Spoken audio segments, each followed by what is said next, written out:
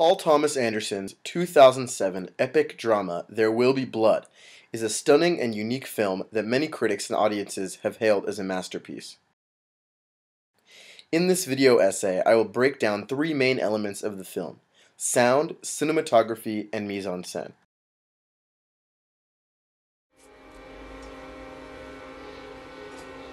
This film follows the story of Daniel Plainview, a silver miner turned oil man trying to make it big during the oil boom of Southern California in the late 19th and early 20th century.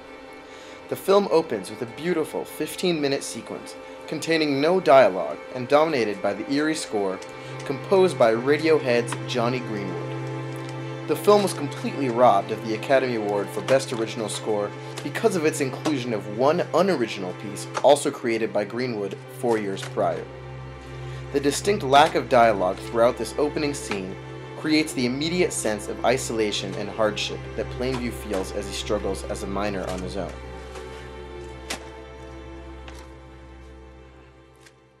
Before we even see any part of the film itself, Greenwood's brooding strings composition hits our ears, followed by the image of three hills, emphasizing the vastness of the unforgiving desert landscape.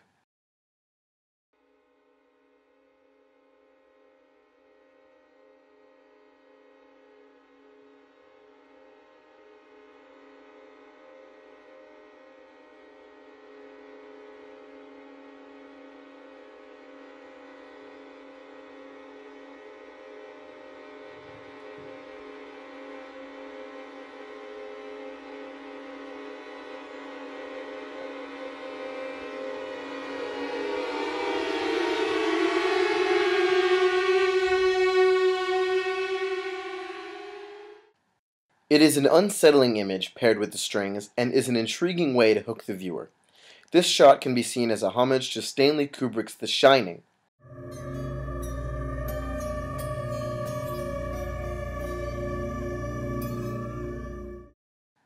And its movement and musical effects are still referenced in contemporary media.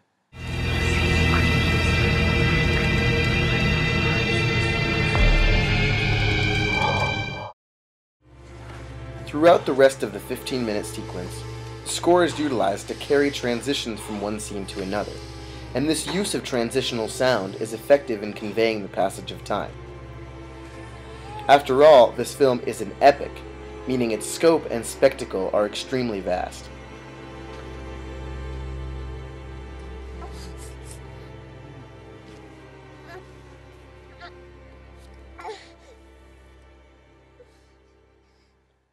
Anderson opts to cut the music completely about 13 minutes into the sequence, to place further emphasis on what's happening on screen.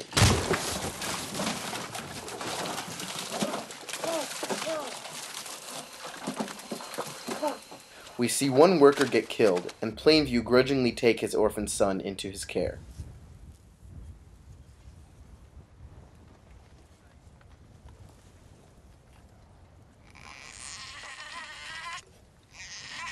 The end of this sequence contains natural, diegetic sounds that eventually transition into hearing the first dialogue of the film. Ladies and gentlemen, I've traveled over half our state to be here tonight. I couldn't get away sooner because my new well was coming in at Coyote Hills and I had to see about it. That well is now flowing at 2,000 barrels and it's paying me an income of $5,000 a week. I have 2 others drilling, and I have 16 producing at Antelope, so... Ladies and gentlemen, if I say I'm an oil man, you will agree. Later in the film, Anderson utilizes sound in a unique way to portray a character going deaf. He puts the audience in H.W.'s point of view, but not visually.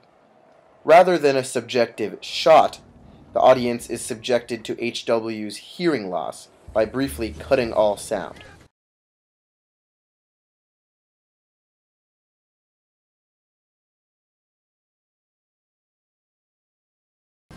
It's an interesting twist in a film that uses audio so deliberately to now present a deaf character who cannot hear at all.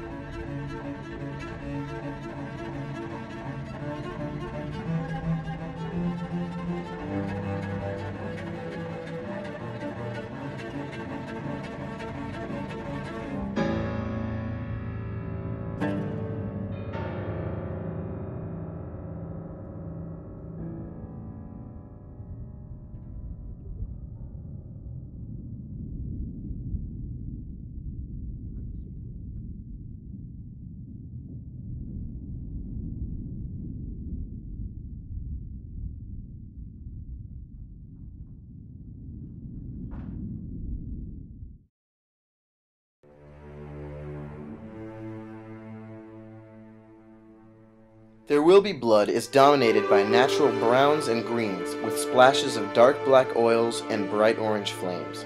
The color palette chosen by Anderson brings the audience deeper into his realistic vision of 1900s California and its harsh landscape. Characters' faces are lit by natural light or flickering flames, showing the dirty, gritty nature of the work these men do. I've always absolutely loved the character and costume design of the film, showing realistic dress for the period.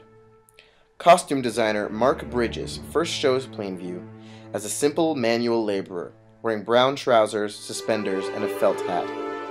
This dress is mirrored later by Plainview's workers, implying that all these men have come from the same background. However, Plainview then dons a suit as he becomes a businessman and envisions the tycoon that he wishes to be. This custom-tailored suit, pocket watch, and white undershirt give off the impression that he is now a successful businessman who cannot afford to be dirty. This costuming continues to paint a picture of new versus old clothing in reference to wealth and power. When the new well is opened, Eli Sunday wishes to have a chance to place a blessing on the derrick. Sunday often wears old, ill-fitting, ratty clothes that offer a contrast to Plainview's well-put-together outfit. At this opening of the well, Plainview denies Sunday's blessing and instead invites Eli's younger sister, Mary, up to the front, who wears her spotless new white dress, bought by Plainview. Anderson likes to utilize a lot of simple movement in his shots. Slow tracking shots highlight the wide open spaces surrounding the characters, and the rule of thirds is implemented to show a sense of visual uniformity and aesthetic. The camera is rarely stationary in this film. Many times we see Plainview and HW from a distance, which represents Plainview's isolation from others and social distance. More closer-up tracking shots are utilized in emotional scenes, such as when Plainview abandons HW on the train. The close-ups in this film are highly emotional and are deliberately sparse. Anderson worked to create a feeling of great open space and wilderness.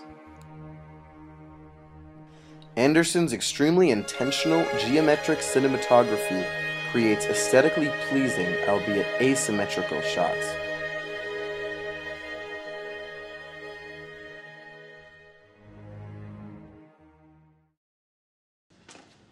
There Will Be Blood and its themes could be discussed infinitely. Its religious, societal, and American themes make it endlessly deep and contain no real correct answer. Mr. Daniel? Its beauty and messages should continue to live on as Paul Thomas Anderson becomes universally regarded as a true auteur. I'm finished.